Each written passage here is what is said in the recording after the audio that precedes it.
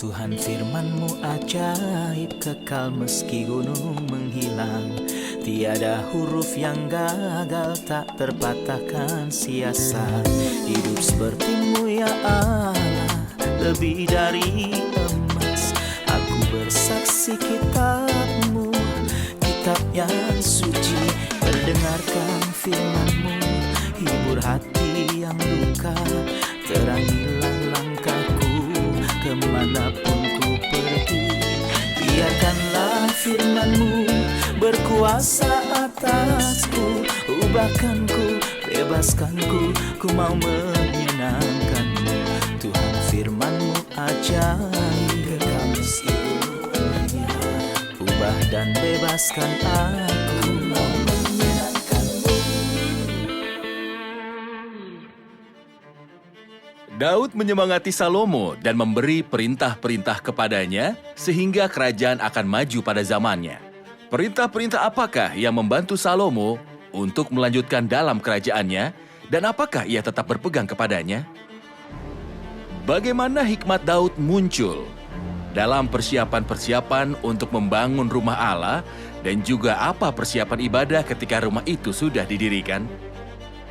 Apa yang kita pelajari dari Daud dan segala persiapan ibadah ketika diterapkan dalam ibadah Kristen pada zaman di mana kita hidup sekarang? Ubah dan bebaskan aku, mau menyenangkan-Mu. Salam jumpa pemirsa terkasih, saya menyambut Anda sekalian dimanapun Anda berada dalam episode yang terbaru program studi harian kita Semua Kitab Suci. Dalam studi kita tentang satu Tawarikh, kita telah sampai di pasal 22 ayat 10 dan pasal 23. Silakan buka Alkitab Anda di ayat ini dan ikutilah saya. Untuk memulai, izinkan saya menyambut para tamu kehormatan di studio. Dr. Esam Ezat, selamat datang. Selamat datang. Dr. Medat Henley, selamat datang. Selamat datang. Juga para hadirin di studio, selamat datang. Saya akan membaca beberapa ayat dari pasal 22 dan kami akan kembali kepada Anda untuk sebuah pertanyaan. Daud berkata, "Maka sekarang hai anakku, Tuhan kiranya menyertai engkau, sehingga engkau berhasil mendirikan rumah Tuhan Allahmu seperti yang difirmankannya mengenai engkau. Hanya Tuhan kiranya memberikan kepadamu akal budi dan pengertian dan membuat engkau menjadi pemegang perintah atas Israel, supaya engkau memelihara Taurat Tuhan Allahmu. Maka engkau akan berhasil jika engkau melakukan dengan setia ketetapan-ketetapan dan hukum-hukum yang diperintahkan Tuhan kepada Musa untuk orang Israel. Kuatkan dan teguhkanlah hatimu, janganlah takut dan janganlah tawar hati. Sesungguhnya sekalipun dalam kesusahan, aku telah menyediakan untuk rumah Tuhan itu 100.000 talenta emas dan 1.000.000 talenta perak. Dan sangat banyak tembaga dan besi sehingga beratnya tidak tertimbang.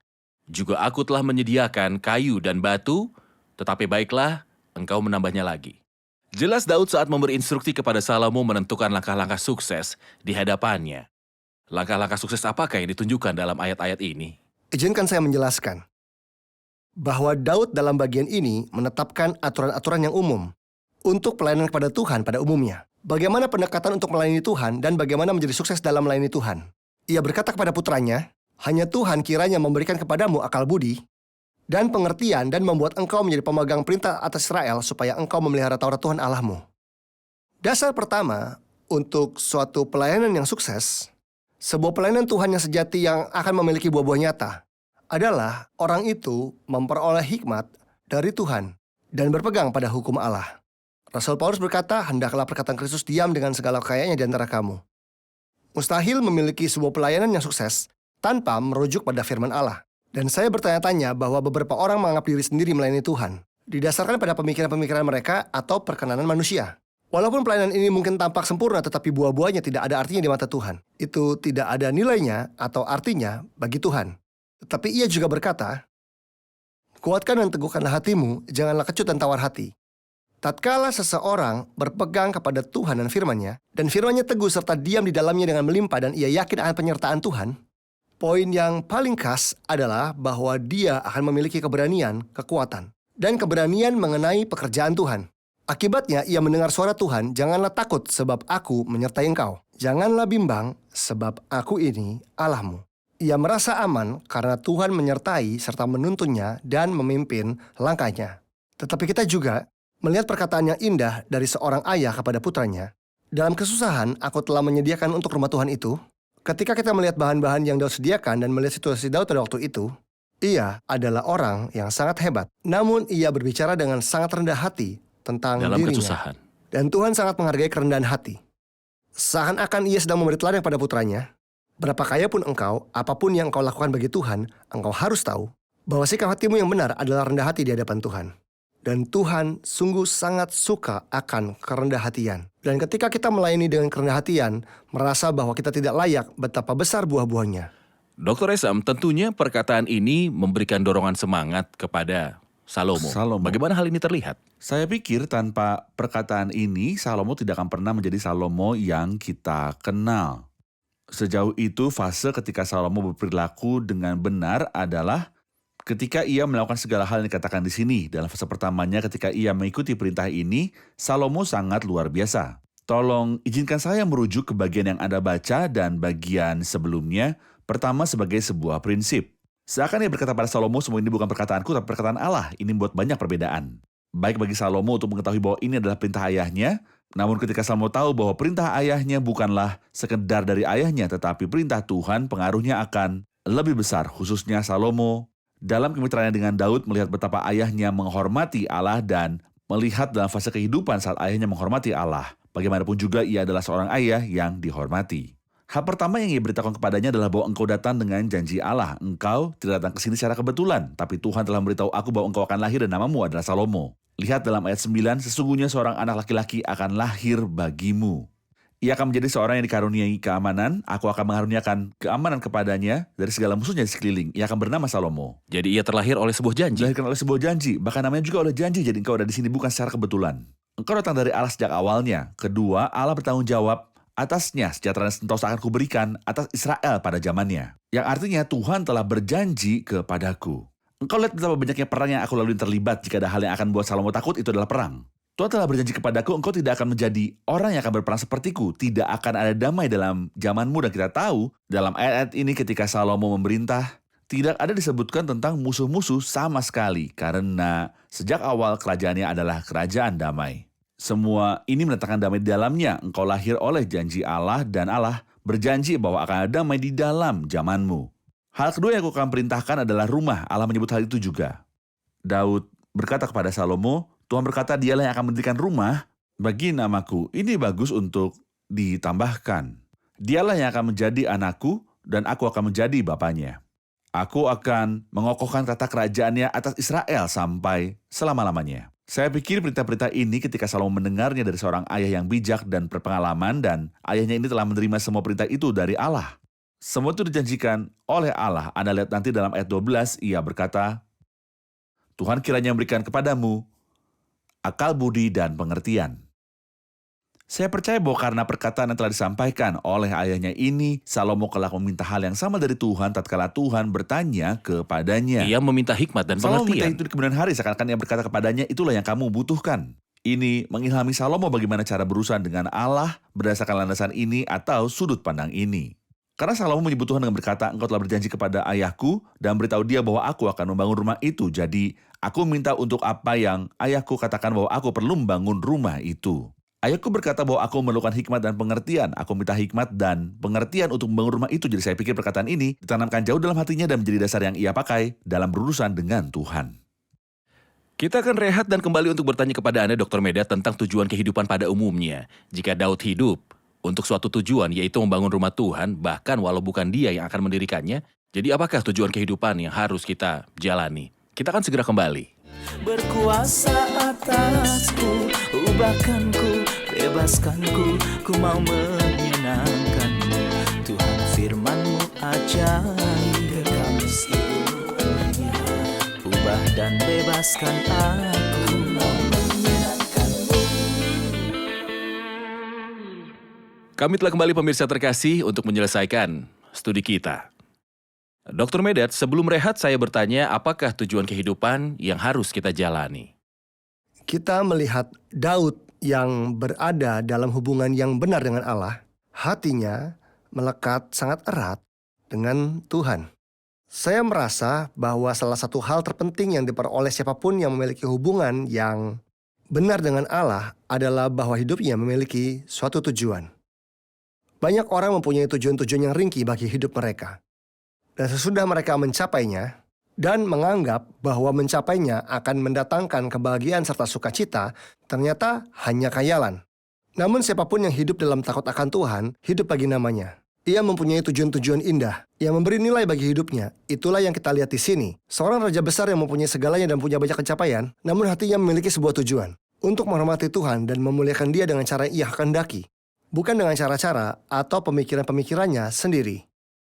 Kita melihat bagaimana ia mengejar tujuan ini dengan segenap kekuatannya mempersiapkan segala sesuatu. Ini membutuhkan banyak uang, tetapi ia merasa betapa bernilainya apa yang sedang ia kerjakan. Ini adalah kesenangan yang dirasakan siapapun yang melakukan sesuatu bagi Tuhan. Ia merasa ia sedang melakukan sesuatu yang bernilai dan berarti. Ia tahu betapa Tuhan menghargai bahkan hal kecil yang sedang ia lakukan dan hal yang terbesar. Tuhan Yesus berkata bahwa ia memberikan secangkir air dingin saja pun tidak akan kehilangan upahnya. Barang siapa menghargai Tuhan dalam hal-hal yang kecil atau besar, akan merasa betapa berharganya waktu, hidupnya, dan usahanya. Dan akan tahu bahwa hal-hal sederhana yang bersifat sementara, baik waktunya, usahanya, atau kemampuannya yang mungkin sangat sederhana, akan memiliki nilai kekal yang besar di hadapan Tuhan. Sementara Anda sedang berbicara, saya teringat perkataan terakhir dalam 1 Korintus 15. Karena berbicara tentang kedatangan Tuhan. Kedatangan Tuhan artinya segala sesuatu di sini, di bumi, akan berakhir. Dan kita akan beristirahat. Haruskah kita santai sekarang? Tidak. Ia berkata, berdirilah teguh, jangan goyah, dan giatlah selalu dalam pekerjaan Tuhan. Tujuan kehidupan yang berharga untuk kita jalani adalah menghormati Tuhan. Benar. Tentunya para hadirin memiliki pertanyaan. Mari kita menjawab pertanyaan dari hadirin. Kita melihat janji Tuhan kepada Daud, tahtamu akan kokoh untuk selama-lamanya. Janji yang sama datang dalam 2 Samuel 7 ayat 12, tetapi di manakah kerajaan Daud dan tahtanya sekarang? Bagaimana mungkin Tuhan menjanjikan sesuatu dan tidak menggenapinya? Apakah ini meleset atau Tuhan lupa akan janjinya? Sekali-kali tidak. Karakter-karakter yang melambangkan Kristus dalam Alkitab selalu memiliki dua sisi. Contohnya, ketika ia berbicara tentang Ishak sebagai keturunan Abraham. Tertulis oleh keturunanmu lah semua bangsa di bumi akan mendapat berkat. Pandanglah ke atas dan ke bawah, aku akan melipat gandakan keturunanmu sekian banyak. Lalu dalam Galatia, Alkitab berkata keturunan-keturunannya seolah-olah dimaksud banyak orang, tetapi hanya satu orang dan kepada keturunanmu yaitu Kristus. Jadi Ishak mempunyai sisi personal yang bersifat simbolis. Hal yang sama di sini mengenai ayat-ayat tentang Salomo.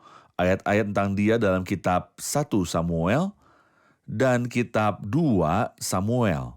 Dan ayat-ayat yang kita baca di sini, ayat-ayat dari kitab Samuel dan Raja-Raja seperti kita ketahui berbicara tentang sejarah perseorangan. Dan kitab Tawarikh lebih banyak berbicara tentang sejarah simbolis dari orang ini. Akibatnya dalam sejarah perorangan, kita menemukan hal-hal yang berlaku padanya. Dan bahkan tidak dapat berlaku pada Kristus. Pada orang itu sendiri. Ya, orang itu sendiri ialah Salomo.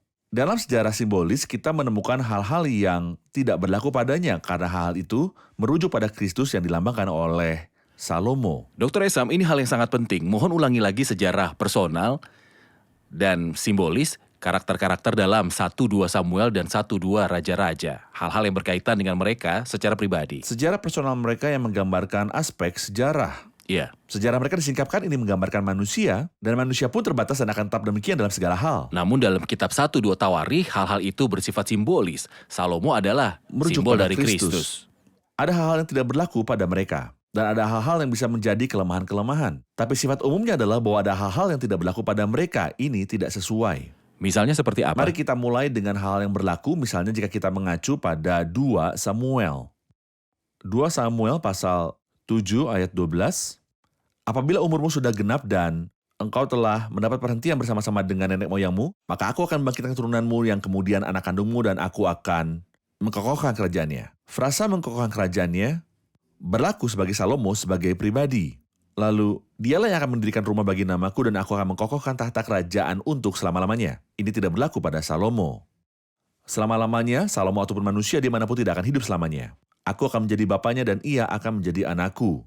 Dapat berlaku bagi kedua pihak, lalu apabila ia melakukan kesalahan, maka aku akan menghukum dia Ini dengan merujuk rotan pada Salomo dipakai orang. tentunya. Dan ini tidak disebut dalam kitab Kita tak Tawarikh. dapat berkata itu melambangkan Tuhan. Tidak. Itu sebabnya itu tidak disebut dalam Tidak Tawarikh. disebut dalam kitab Tawarikh. Seperti hal dalam itu tidak Tawarikh, dapat. Salomo melambangkan Tuhan Yesus. Benar.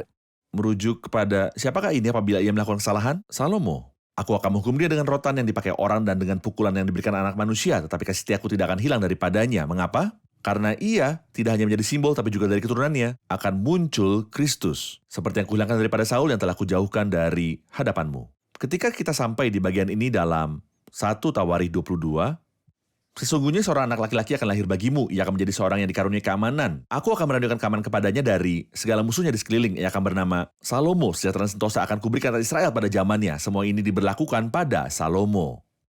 Dialah yang akan mendirikan rumah bagi namaku dan dialah yang akan menjadi anakku. Dan aku akan menjadi bapaknya. Aku akan mengokohkan tahta kerajaannya atas Israel sampai selamanya. Ini tidak dapat diberlakukan pada Salomo sama sekali. Jadi bagi Salomo ada bagian yang bersifat perseorangan. Bagian yang bersifat perseorangan adalah bahwa ia menjadi seorang raja. Seperti telah dinubuatkan, putramu akan menjadi raja. Ia menjadi raja dan seorang raja yang lain datang dari keturunannya juga. Dan seterusnya sampai kerajaan ini dihancurkan dan dibawa ke penawanan. Tapi terlepas dari garis keturunan raja ini, berlanjut sampai Kristus datang. Salomo adalah cabang dari mana Kristus datang. Namun, dari sudut pandang perseorangan, kehidupan Salomo telah berakhir dan seluruh kerajaan hilang. Sekarang tidak ada kerajaan yang disebut kerajaan Salomo. Tetapi ketika Kristus datang, apa yang dikatakan tentang Salomo akan digenapi di dalam dia. Apa yang kita lihat dalam ayat-ayat ini tidak digenapi di dalam Salomo, tetapi digenapi dalam Kristus ketika ia datang dan akan digenapi ketika ia memerintah. Siapakah yang akan memerintah dan menggenapi firman? Ia akan meletakkan semua musuhnya di bawah kakinya. Siapakah yang akan memerintah dan kerajaannya akan dipenuhi kedamaian? Siapakah yang akan memerintah dan kita berkata kerajaannya tidak akan berkesudahan? Ia akan menjadi raja yang besar di seluruh bumi dan semua ini tidak sesuai dengan Salomo, bukan kecuali Tuhan sendiri. Melainkan dia yang dilambangkan oleh Salomo. Dan itu merujuk juga pada keturunan Daud yang akan datang. Lewat Salomo, aspek-aspek perseorangan digenapi dalam Salomo. Salomo telah melakukan dosa dan didisiplin dengan tongkat besi dan juga hukuman ilahi. Dan karena dosa yang dilakukan oleh keturunan Salomo, kerajaan ini berakhir. Tetapi Allah masih memegang janjinya karena mata Allah tidak tertuju kepada orangnya. Karena ia harus memerintah. Ia harus memerintah. Allah berkuasa untuk melaksanakan apa yang telah ia janjikan. Ini adalah hak Kristus sebagai anak manusia. Benar, ini adalah hak Kristus. Dr. Medat sangat jelas dalam pasal 23 bahwa Daud berperilaku bijak bukan hanya bahan-bahan untuk membangun rumah Tuhan, tetapi juga untuk mengatur ibadah dan pelayanan yang ada di dalam rumah itu. Mohon beritahu saya sebuah gagasan tentang bagaimana ia berperilaku bijak. Kita melihat Daud membuat pengaturan materialistis bagaimana mengenai bahan-bahan mentah, pengaturan yang luar biasa dan itu bisa saja cukup bagi dia. Tetapi semangatnya jauh lebih besar. Ia mempunyai apa yang saya sebut sebuah mimpi bagi Tuhan. Jadi ia mengatur setiap rincian dengan persis. Kita melihat dia dalam pasal yang ke-23, seperti yang dikatakan oleh Alkitab, ia mengumpulkan segala pembesar Israel dan juga para imam dan orang-orang Lewi. Lalu hitunglah orang-orang Lewi yang berumur 30 tahun ke atas. Dan jumlah orang-orang mereka dihitung satu demi satu ada 38.000 orang. Ia mengumpulkan orang Lewi dan semua orang yang melayani. Seolah-olah rumah itu benar-benar sudah ada dan seakan-akan ia sedang mengatur segala tanggung jawab. Dan mengatur orang-orang yang bertanggung jawab untuk pekerjaan itu. Bukan hanya ia menghitung orang Lewi, tetapi juga dari orang-orang ini 24.000 orang harus mengawasi pekerjaan di rumah Tuhan. 6.000 orang harus menjadi pengatur dan hakim. 4.000 orang menjadi penunggu pintu gerbang dan 4.000 orang menjadi pemuji Tuhan dengan alat musik yang telah kubuat untuk melakukan pujian bagi Tuhan. Anda lihat betapa akurat pengaturannya. Ia begitu menghormati rumah Tuhan. Jadi, pertama-tama ia mengumpulkan mereka lalu memberikan tugas-tugas kepada setiap orang. Ia begitu peduli dengan rincian-rincian kecil. Seolah-olah rumah ini ada di depan matanya dan semangat di dalam dirinya jelas terpancar. Rincian yang sangat jelas membagi mereka dan memberi mereka tugas-tugas dengan sangat jelas. Ia dipenuhi oleh sebuah mimpi. Benar sekali. Ia tidak melihat rumah itu, namun ia yang mengaturnya. Seakan ia berkata, mari taruh batu ini di sini, pintu ini di sana, bahkan ibadah dalam rumah itu. Akan diadakan seperti ini.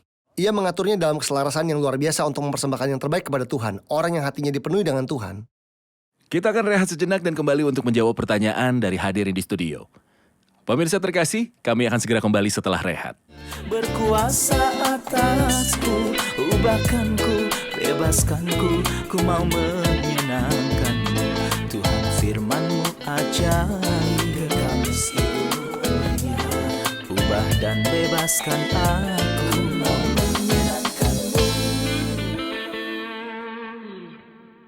Kami telah kembali pemirsa terkasih untuk menjawab pertanyaan dari hadirin di studio. Apa peranan orang Lewi dan pekerjaan mereka dalam rumah Tuhan? Apakah peranan orang Lewi dalam rumah Tuhan, Dr. Esam? Orang Lewi bertanggung jawab untuk segala yang berkaitan dengan rumah Tuhan. Mereka dibagi dalam sebuah cara untuk mengatur tugas-tugas. Seperti yang kita ketahui akhir-akhir ini, misalnya seperti orang Kehat, suku Kehat, imam-imam berasal dari suku ini. Imam-imam ini bertanggung jawab untuk mempersembahkan korban dan berhak masuk ke tempat kudus. Imam kepala berhak masuk ke tempat kudus itu eksklusif bagi mereka. Segala yang dalam kemah suci adalah tugas orang Lewi. Ini diringkas di sini dalam beberapa hal yang telah kami katakan dan kita dapat melanjutkannya. Jelas di sini bahwa jumlah orang Lewi bertambah. Dari 8.000 pada awalnya ketika mereka keluar dari Mesir sampai 38.000 sekarang. Setiap orang di atas umur 30 tahun dihitung. Jelas bahwa pekerjaan mereka bertambah, yaitu mengamati pengerjaan rumah Tuhan. 24.000 jumlah terbanyak dari mereka bertugas atas pekerjaan itu, para pengatur orang-orang. Untuk menginformasikan orang-orang. Menginformasikan orang-orang adalah orang Lewi, para hakim mengadili sengketa yang terjadi, itu juga pekerjaan orang Lewi. Para penyanyi dengan alat musik, semua alat adalah pekerjaan orang Lewi. Dari ayat 28 kita tahu beberapa rincian tentang pekerjaan orang Lewi. Tugas mereka ialah membantu anak-anak Harun yang adalah imam-imam yang masuk ke tempat kudus untuk membantu dengan segala hal. Untuk menyelenggarakan ibadah di rumah Tuhan, mengawasi pelataran, bilik-bilik dan penahiran, segala barang kudus. Serta melakukan pekerjaan yang berhubungan dengan ibadah di rumah Allah. Juga mereka harus menyediakan sajian, roti tipis yang tidak beragi, apa yang dipanggang di atas panggangan, apa yang teraduk dan segala sukatan ukuran. Selanjutnya, mereka bertugas menyanyikan syukur dan puji-pujian bagi Tuhan setiap pagi. Demikian juga pada waktu petang. Dan pada waktu mempersembahkan segala korban bakaran pada Tuhan pada hari-hari Sabat, bulan-bulan baru dan hari-hari raya, para imam yang bertugas mempersembahkan ini. Jadi mereka harus bertanggung jawab atas skema pertemuan dan tempat kudus dan melayani anak-anak Harun, saudara mereka untuk pelayanan dalam rumah Tuhan. Jadi segala sesuatu yang berkaitan dengan Allah, korban-korban, persembahan, dan jalan masuk orang Israel ke hadirat Allah, semua ini adalah tugas orang Lewi. Pelayanan orang Lewi adalah di dalam rumah Tuhan. Bercabang di dalam rumah Tuhan. Benar. Kita akan mengulas balik episode ini dengan para hadirin. Saya ingin bertanya, apakah Allah melupakan janjinya untuk menarik kembali firman-Nya tentang mengokohkan kerajaan seperti yang Ia janjikan? Dalam 2 Samuel pasal 7 dan 1 Tawarikh pasal 22. Sungguh tidak, Allah tidak melupakan janjinya, tetapi kita melihat bahwa ide utama dalam kitab 1-2 Samuel dan 1-2 Raja-Raja memberitahukan sejarah perorangan dari individu-individu, tetapi ide utamanya dalam 1-2 Tawarikh memberitahukan sejarah simbolis. Jadi ketika kita menemukan Alkitab berkata bahwa kerajaan itu akan dikokohkan, ini merujuk pada Salomo, namun dikokohkan selamanya ini merujuk kepada Tuhan, karena tidak ada manusia pernah dapat memerintah atau hidup selama-lamanya. Dan segala yang tidak digenapi dalam Salomo digenapi di kemudian hari dalam Tuhan Yesus. Raja yang akan datang dari keturunan Salomo, Kristus yang datang untuk memerintah selama 1000 tahun di atas bumi. Saya ingin tahu bagaimana Daud memperlihatkan hikmat dalam menyiapkan rumah Tuhan, baik dalam persiapan bahan-bahannya ataupun dalam pengaturan ibadahnya. Dan apakah peranan Salomo? Kita melihat betapa Daud peduli tentang bukan hanya bahan-bahannya, tetapi ia mengumpulkan orang Lewi dan mengatur serta membagi mereka seolah-olah ia sedang melihat rumah itu. Ini menunjukkan betapa tertariknya dia dan bahwa ia mempunyai sebuah mimpi untuk membangun dan ia ingin mencapai. Terima kasih, Tuhan memberkati. Terima kasih para hamba Tuhan, kita lanjutkan diskusi di episode selanjutnya.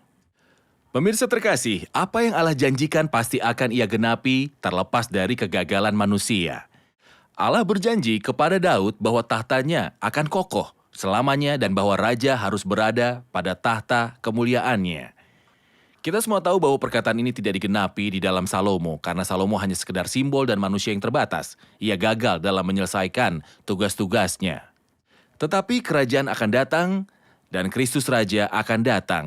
Ia akan mendirikan tahta kemuliaannya dan penggenapan semua nubuat akan ada di dalam Kristus karena Kristus berada dalam topik utama dari seluruh nubuat dan simbol yang ada di dalam Perjanjian Lama dan seluruh Alkitab, firman nubuatan mengacu kepada Kristus. Dan kesaksian Yesus adalah roh nubuat. Jadi Kristus akan sukses dalam hal yang gagal dikerjakan oleh Salomo, raja yang akan memerintah bumi dan kerajaannya tidak terbatas dan abadi. Jadi saya ingin mengatakan bahwa proyek apapun akan gagal jika ditaruh di tangan manusia. Namun proyek Allah akan berhasil karena Kristuslah yang akan melakukannya. Kristus membuat rencana penebusan dan akan berhasil. Dan Kristus akan memerintah di bumi serta akan berhasil. Dan semua raja di bumi, jika mereka gagal, karena mereka adalah bayangan dari manusia. Tetapi Kristus adalah Raja segala raja, Tuan segala tuan. Dan dia akan memegang pemerintahannya dan akan mengokohkan selama-lamanya. Saya akan menjumpai Anda di episode selanjutnya. Tuhan menyertai.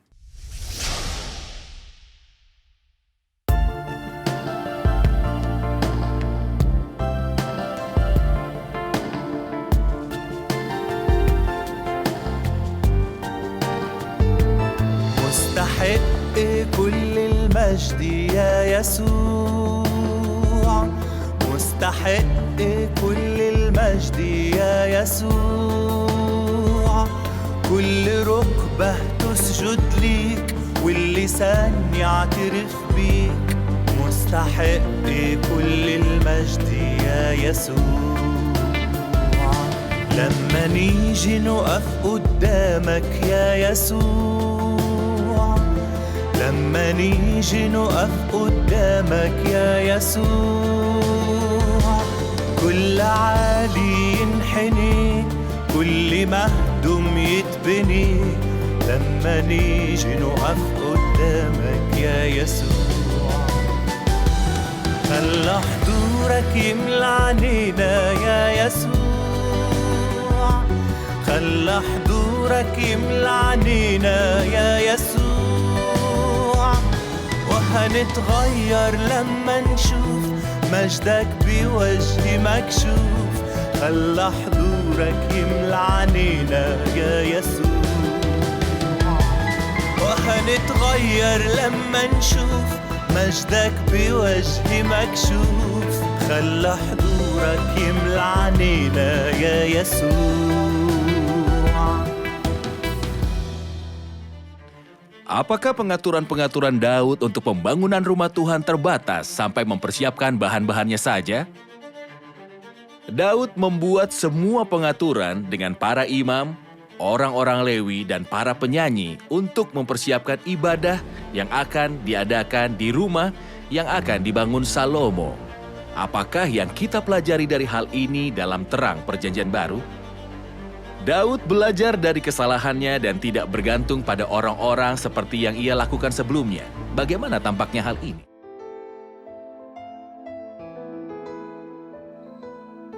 Tuhan firman-Mu ajaib kekal meski gunung menghilang Tiada huruf yang gagal tak terpatahkan sia-sia Hidup seperti-Mu ya Allah lebih dari emas Aku bersaksi kitab-Mu kitab yang suci Terdengarkan firman-Mu hibur hati yang luka Terangilah langkahku kemanapun ku pergi Biarkanlah firman-Mu berkuasa atasku Ubahkanku, bebaskanku, ku mau menyenangkan-Mu Tuhan firman-Mu ajaib kekal meski ubah dan bebaskan aku